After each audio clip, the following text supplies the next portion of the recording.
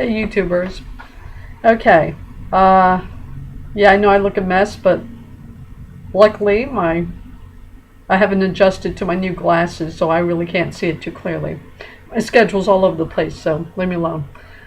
I'm not going to even refer to this video as learning foreign languages. It's more a case of studying foreign languages. Because I've been determining where to teach English, I've had an opportunity to look into a variety of a wide selection of languages. So I've gotten pretty good at setting up some kind of curriculum. So this is for a beginner, okay? This is just beginners. Because once you get to the intermediate stage, it's a completely different story. Okay, as I've already stated in previous videos, the most important part is the material you select, because it really has to be user-friendly to you. It's very subjective. Alright. Beyond the phrases you are going to be using on a daily basis, everything you learn is subjective. The importance of what you focus on is very subjective. What you're basically doing is building up a vocabulary that will enable you to become familiar with the language itself. Okay, how it's pronounced, making certain sounds that you may not make in your own language, getting used to its phonics, the phonetics,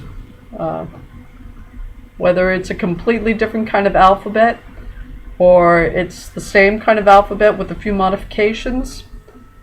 As I've stated before, something like Turkish. There are basically 6 letters that have symbols that you say differently, or 6 letters that are said differently, whether it has symbols or not. The one that may be a little confusing is the C, because it doesn't have a symbol, but you pronounce it like a J. I think the rest of them have symbols on it. It's like the umlaut. If you're familiar with German, it's got the U with the 2 dots on it. There's also an O with 2 dots over it. It's kind of like a French O sound. Okay, so that's 3. There are 3 more. The C with a comma underneath it is pronounced like a CH. The S with a comma underneath it is pronounced like an SH. And the G with the little symbol on top is silent. So that's 6, right? Yeah. Well, let's make it 8. There's an I without a dot on top, and there's an I with a dot on top. And that's kind of a difficult one to pin down. Again, any hints you give yourself are only going to be approximations. The only way to get a real grasp of how to say a word is to listen to a native speaker say it. So that's why it always has to have an audio component. Unless you have a background in the language and you know exactly how it's supposed to sound, your language material has to have an audio component to it. Maybe that should be number 1. Audio component and well, no, that's still part of the selecting your language material. Okay, so number 1 is selecting language material that is user-friendly to you, and that's going to be very subjective. Number 2 is making sure that if you don't have a background You know, if you weren't brought up in a community or family where you heard the language spoken, some of the language material you select has to have an audio component to it. Preferably all of it. Now, example, I've already listed this. Can you see it? I don't know. It's Learn Fun and Easy. It's an app you can download. And again, I don't suggest you go for necessarily the highest rating app. The most popular app seems to be the best way to go about it. The way I kind of narrow it down is, yes, first I look for the rank, but after the rank I look for the how many have been downloaded. So, you know, I kind of, you really have to play it by ear, since a lot of these apps after a certain point require you to rate them, and a lot of them already have it like set to 5 stars. So yeah, don't necessarily go with that. It's a nice way to narrow your search, but not necessarily to make the final selection. So the amount that have been the most popular tends to be pretty accurate as far as what people are willing to put up with. This is Fun Easy Learn, and it had like 1 million downloads to it. It wasn't, again, it was not the highest rating, but it was pretty up there. And let me see if I'll go to the opening screen. So that's what it, trying to, no, okay, hold on.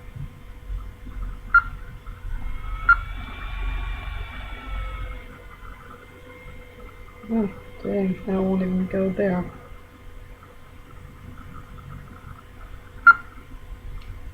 Okay. Oh, okay. Well, you only see it for a second, and then it goes to the, then it downloads the different components. As I've already stated, really, you need to focus on what you're going to be using on a daily basis, and everything beyond that is subjective. This is for a beginner, because they do a pretty good job at determining what intermediate should be. Okay, so all the stuff you see in the kind of beginners level, they did a pretty good job at giving you a wide enough range so that you'll be able to meet most situations you're going to find yourself in. You'll be able to muddle through. Alright, there's no point in reinventing the wheel. They do a pretty good job of determining what an intermediate student should be. Now, what a beginner student should be is completely subjective. Again, beyond what you're actually going to be using on a daily basis. And if you've done any amount of traveling, you get a grip. You get a sense of the kind of traveler you are and what you're really going to need. I found that all the airport phrases and the phrases involving currency exchange, the airport phrases, the hotel phrases, and currency exchange, I found I didn't need any of that, because everyone you have to speak to in the airport will be able to communicate with you in English. Okay, so this is basically geared towards English speakers.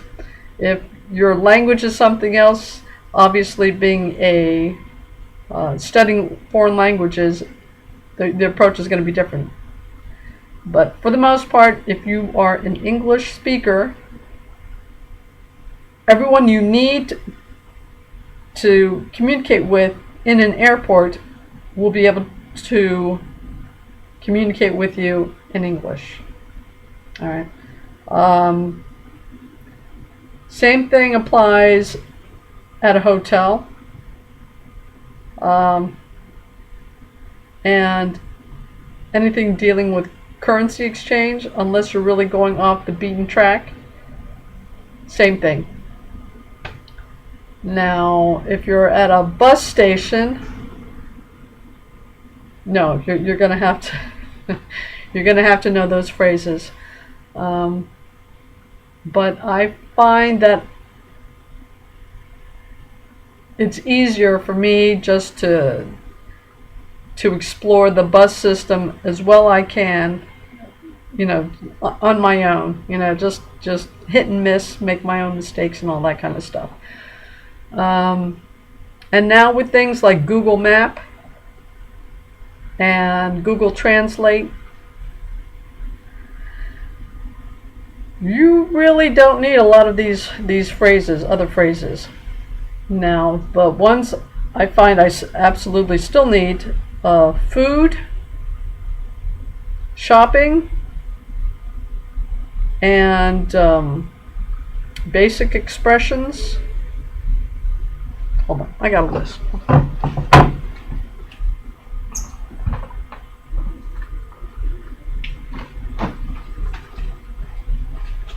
Okay. So here's my in-flight. I've also mentioned in-flight living language series. Learn before you land. Yeah.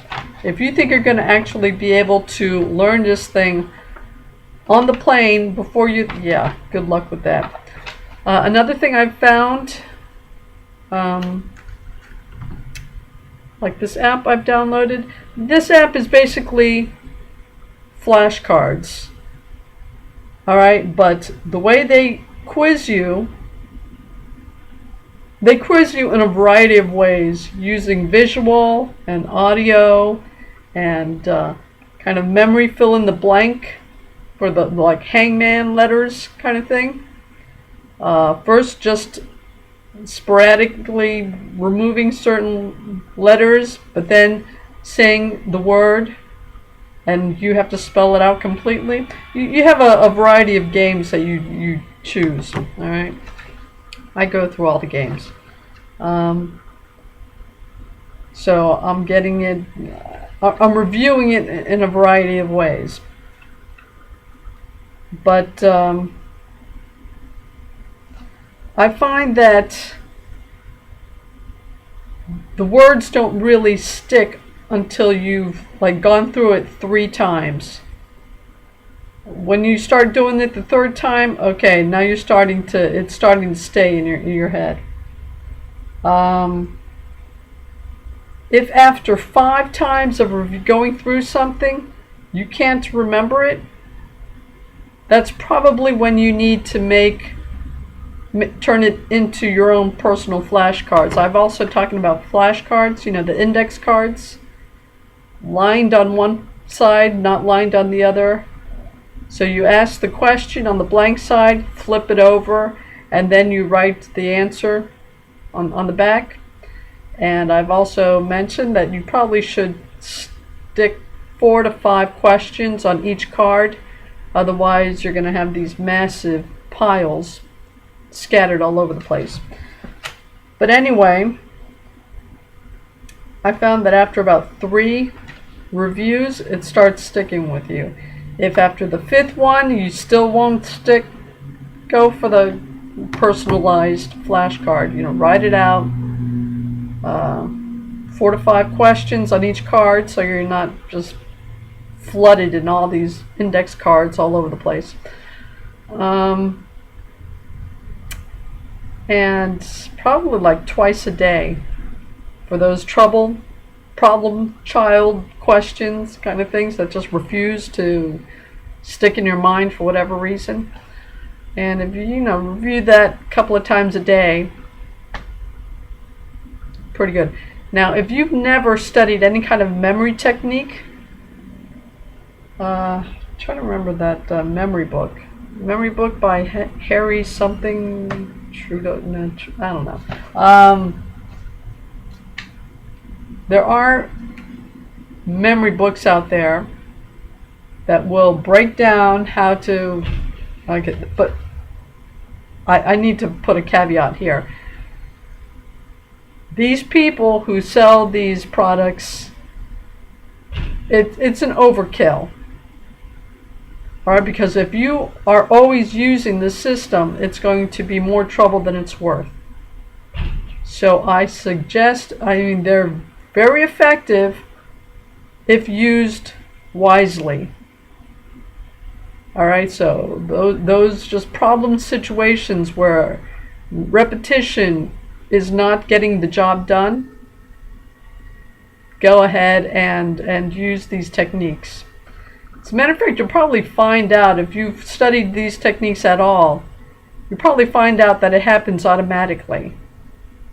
Just out of irritation, you know, just you will try to figure out, what does this word sound like? And break it down that way until you can kind of figure some kind of association you can use to remember it. But if you're really having problems with it, yes, the memory techniques, the association techniques are very effective if used sparingly. All right, that's what I should say. Okay, so after 3 repetitions, you start remembering it. And another thing I found when studying foreign languages, even if you don't remember the word, you remember the English part of it. You say, apple in Turkish is elma. Now, even if you don't remember the elma, you remember that, wait a minute, apple, it's in my language list kind of thing. So after 3 things, okay, you don't remember elma, but you remember, okay, apple is in there somewhere. So one way or the other, you're going to remember one or the other. The thing of it is, it's nice as a security blanket. You know it's in your language material somewhere. So don't get too panicky. You know where to find it if you need it.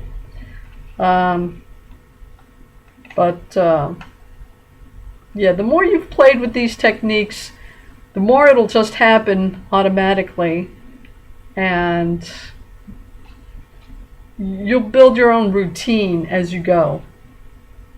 So it's, and if you've traveled, again, you know what kind of traveler you are.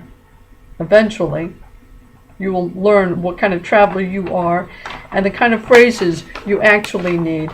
Because the first time I went through this, I backed up, I recorded the CDs, but I broke them up into different parts. And now that I'm going back, I'm noticing that I'm not using half of what I had bothered to record. At the airport, I've completely eliminated it. Again, this is beginner level. Getting around, I've completely eliminated that as well. Asking directions, that's out. Again, you have Google Maps. So that usually does it. And if you can't understand the response, what's the point of asking the question?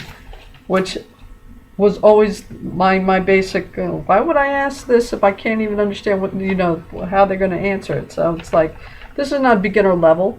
This is not something a beginner would use. You're not going to ask a question if you can't understand the response. So this is like intermediate. All right, that's a pretty good thing for an intermediate person to involve themselves with. And every section you are getting involved, believe me. At the hotel, since I've traveled, I've realized that the people I have to speak to will speak English. All right, so that's been eliminated. Other things are too social. Frankly, I'm really not too social, so that's and other parts that I kind of knew that one already, so that wasn't even in the in my original assessment. At the restaurant, I had put that as part 2. It is now part 1. Yeah, that's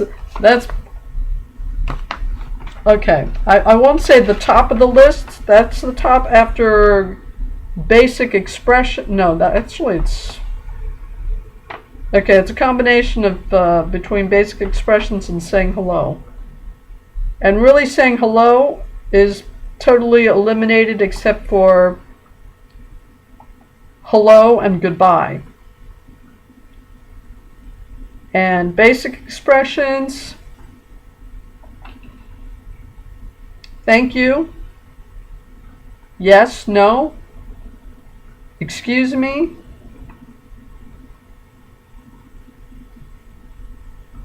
and really that's about it, because I don't understand. You don't have to say I don't understand in any language. If you say I don't understand in English, they will get that you don't know what the heck they're talking about. Okay?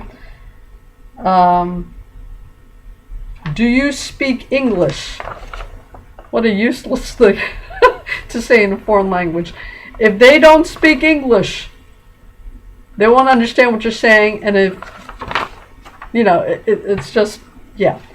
Now, there's another phrase that says, does anyone here speak English? Okay, I'll give them that one. That's a good one to learn, but it's not the first thing you necessarily need to say, because that's a long phrase.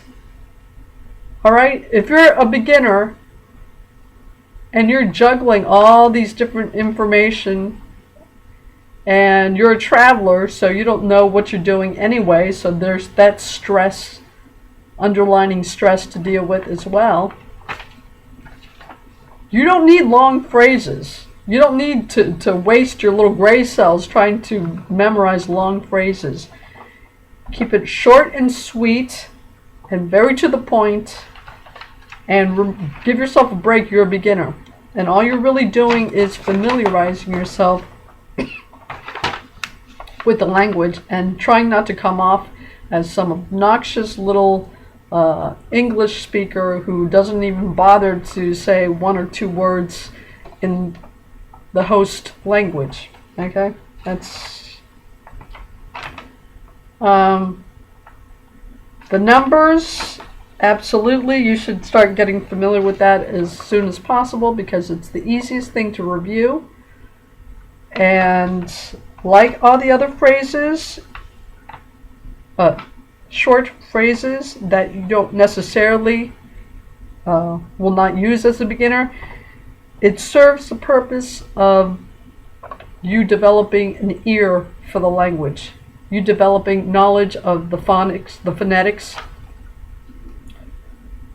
So numbers, because it's easy to review, and the other short phrases in the sections you've selected, even if you don't use it, just to become familiar with the sound of the language, and just for you to review, you know, just like the S with the comma has the SH sound, the C with the comma has the CH sound, the G is with the symbol is silent, the I, I'm still wrestling with that, the I with the dot and the I without the dot have different sounds, but it seems to have different sounds in different places, and I'll develop a keener sense of that if I continue to expose myself to different words, which is why go ahead and learn the entire section that you've selected, even if you don't use it, just as a way to improve your familiarity with the language, all right? To develop that ear for the language. And you know, just build your own mental example of these words and letters and how they're combined and the sounds they produce and all that kind of stuff. So it's all going to affect you. All right, so it's all good. So yes, narrow your, less is more as a beginner, because you're dealing with so much. Just the physical realities of traveling. Everything's brand new. Information overload. So less is definitely more when you're trying to study the language. So just the sections that you know you're going to use once you realize what kind of traveler you are. And even if you don't use every phrase in that section, as long as they're short, they're very good to memorize, because again, it increases your knowledge of the language itself. Again, I mean, what phrases would I use? Knowing myself. Hello, goodbye, thank you, how much. Start learning the numbers, so if they don't write it out, or like they did in Vietnam, punch it out on a calculator and show you, you'll start, gaining some kind of familiarity. But they still should write it out or punch it out on a calculator for you. If they want your money, they'll find a way to communicate how much. Okay? But yeah, work on the numbers. Another thing that's easy to review are the days of the weeks and the months of the year. Again, even though as a beginner you won't use them, it's the easiest thing to review, and you are developing your ear, right? For the language, the phonics, getting familiar with that. So I've listed, again, since I've done a little bit of traveling and discovered what kind of person I am as I travel, I've focused on lessons 1, 2, 3, 9, 12, 16, and 18.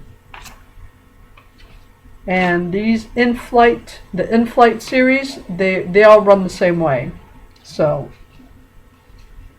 number 1, and so lesson 1 is saying hello, and you've got things like hello, good morning, good day, good evening, how are you, very well, so, what's your name, my name is, it's nice to meet you, goodbye, see you later, see you soon, good night. Now, I would not say any of that. Well, I would say hello, goodbye, but it doesn't even have goodbye. It says, you know what? It doesn't have goodbye. Oh, yes, it does. All right, there we go. Hello, goodbye,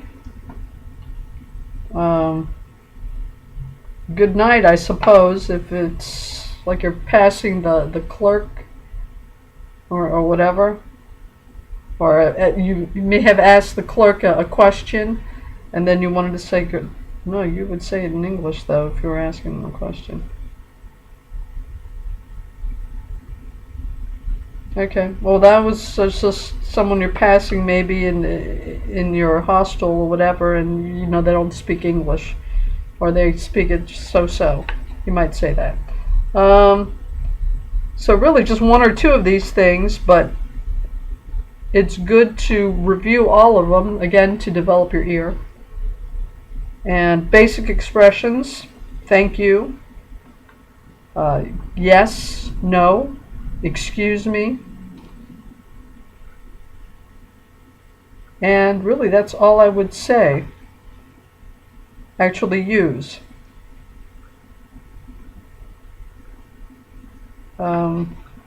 You're welcome. What are the odds of you as a traveler being in a position to say you're welcome? But it could happen, so that's all right. Uh,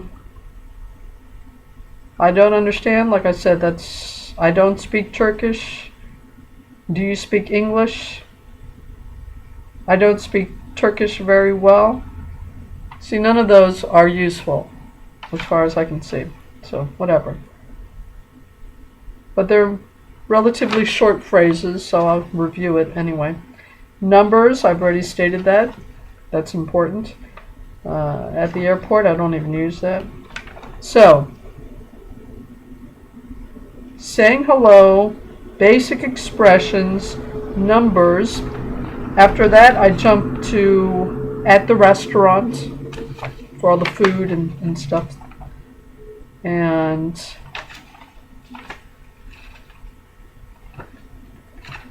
shopping, which is number 12. 16 and 18. 16 is days and months. And 18 is asking questions and describing things. Now, before you say anything, yes, I know as a beginner you are not going to ask questions because you wouldn't understand the answers anyway. But you will find you're going to be doing a lot of pointing. So if you hold out a map and you point to a certain thing and you say where, nerede, they'll get what you're trying to say. So it's not really asking questions, it's more like pointing. Where is the exit? Unless you're just trying to speak, you will not say that. You will just look for the exit. But anyway. What? That may actually come up. So, whatever. Who is not going to come up. Who is that? Oh, okay, that's a personal thing. That's also not going to come up. When? That can actually come up.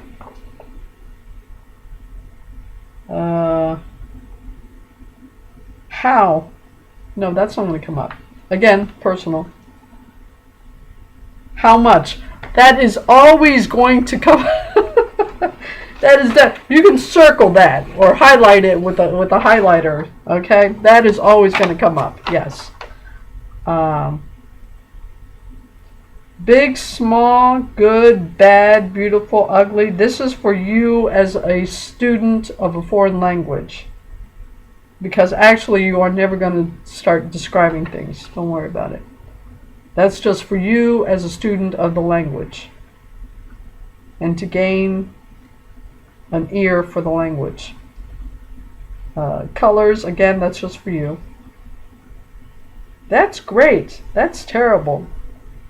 You're never going to say that. Okay, you'll probably say.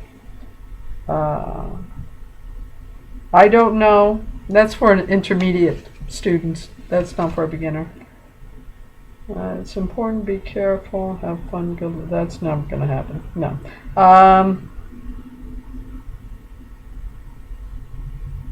Okay. Oh, and I also put, this is a notation for myself, try to stick with the Turkish phonetics, the phonics. Heck of a lot easier. I edited that. Yeah, I've mentioned some of these language material and the approximations they come up with. Turkish is such a wonderfully phonetic language. You don't need the approximations they put in parentheses because the language itself is a better indicator of how to pronounce it than the hints, if you want to call it hints. I call it a distraction because Turkish is very phonetic. And the hints will just actually make it more difficult for you. That's not always the case, but in the case of Turkish, it definitely is. Turkish, very phonetic.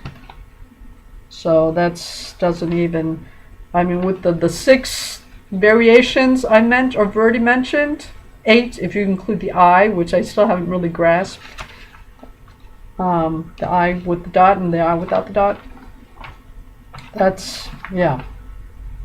Stick with with just the real spelling, because the hints are not hints. They're really just distractions. What else? Oh, of course, proofreading. Language material is usually filled with, or can often be filled with mistakes. All right, depending on how well they proofread it.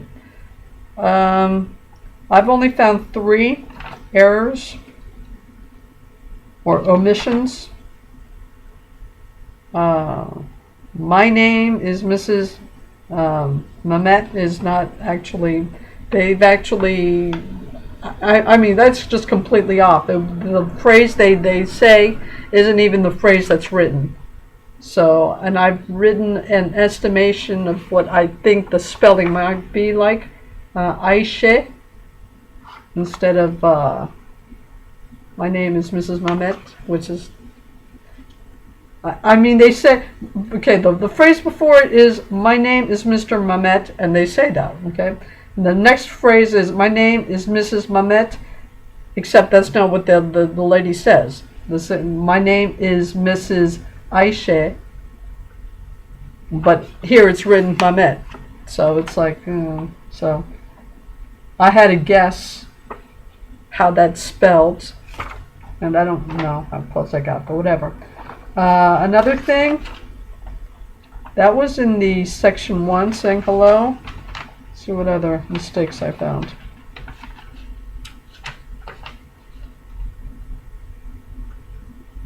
Oh, in the at the restaurant, there's a phrase in here that says smoking or non-smoking. They don't actually say that. That's not even in the audio part. So I just scribbled that out. It jumps from a table for 2, please, to the menu, please. Smoking or non-smoking, not even in the audio, so I scratched that out. Okay. And the other mistake I found is, again, at the restaurant, I like my steak rare, and they say that, that's fine. The next phrase is supposed to be, I like my steak medium. But they don't write that down. They actually repeat the same, they give you the exact same phrase.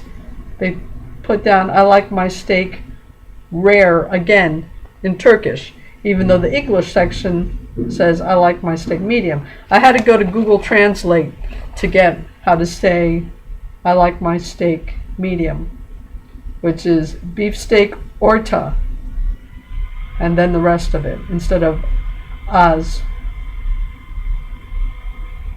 So I had to scribble that out. What else? Whatever. What else?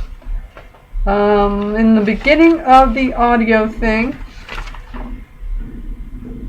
the person says welcome, but there's no welcome written out, so I don't know how to say that. So I had to go to Google Translate again and put down welcome, and I got that. So Google Translate is very useful when you come across these little glitches.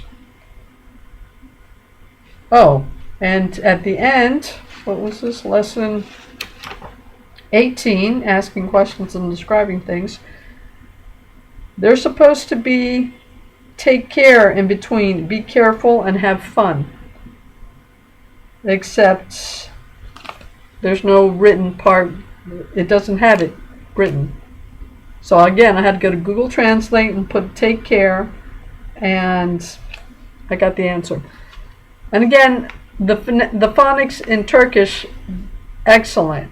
So if it's not the same phrase that you're hearing, you'll know it. Because you can't always assume that Google Translate is going to get it right. But in this case, it got it right because that is what the person says. Okay, even though they didn't include it.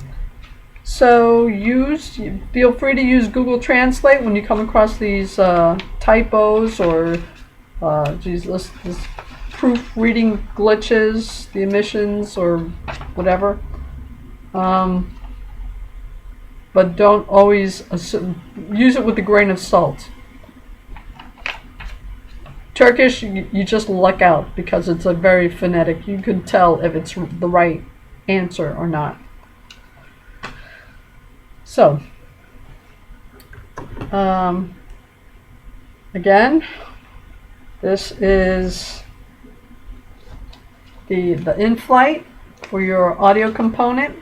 The downloaded apps, they're coming out with some really excellent apps that are available. This one lets you cover a lot of information before you start having to pay. I'm not even going to use half of what they give teach you as a beginner. Again, it's beyond the things you know you're going to use. What you want to focus on, completely subjective. All right, this is a beginner. If you want to consider yourself an intermediate student, that means you can muddle through most of the situations you're going to find yourself in. Go ahead and cover all the material in that beginner section, because they do a pretty good job in exposing you to the grammatical tidbits you may actually find useful. Most of the grammar you will not use, so don't reinvent the wheel. They did a pretty good job in determining what you need to know to consider yourself an intermediate student. Beginner student, that's subjective. All right. Intermediate, go ahead, follow the curriculum that's out there, because they do a good job in trying to pinpoint what it takes to be able to muddle through. The material needs to be user-friendly to you in order for you to be motivated. So pick it well, stick with it. If you're just happy being a beginner, that's going to be a very subjective analysis as far as if you're successful or not. If you want to consider yourself an intermediate student, kind of getting a little advanced now, don't reinvent the wheel. These language programs do a pretty good job in identifying how to be an intermediate student. But beginner, that's your thing. Your assessment really counts, because you're the one that has to stay motivated and stick with it, because you are going to have to review this stuff. No one's going to do that for you, and no one can do it for you. So again, the language material you pick is going to be number one. If you do not have a background in the language, having an audio component is an absolute must. Okay? And even though things like in-flight say you don't really need the book, you do need the booklet. Okay? Like I said, this is for other languages. You may find you have to write it out differently before your ear even starts understanding what's hearing everything. And in other languages, I've made 2 or 3 modifications before I was able to return to the example they showed originally, just for your mind to be able to grasp all the different sounds coming out. So you do need the booklet. All right, don't go with that. Some language material out there is so convoluted that these people just want to milk you for everything you've got, and chances are you still won't learn the language. Okay, so keep it simple, less is more, and stay motivated, because you do have to continue reviewing. Now, once you're exposed to an environment where this language is used, you will be able to tell what kind of traveler you are or whatever, and what you really have to focus in on, and how you want to advance and everything. But again, don't try to reinvent the wheel. If you want to get to be that intermediate student, go ahead and cover what they consider basic. They do a pretty good job.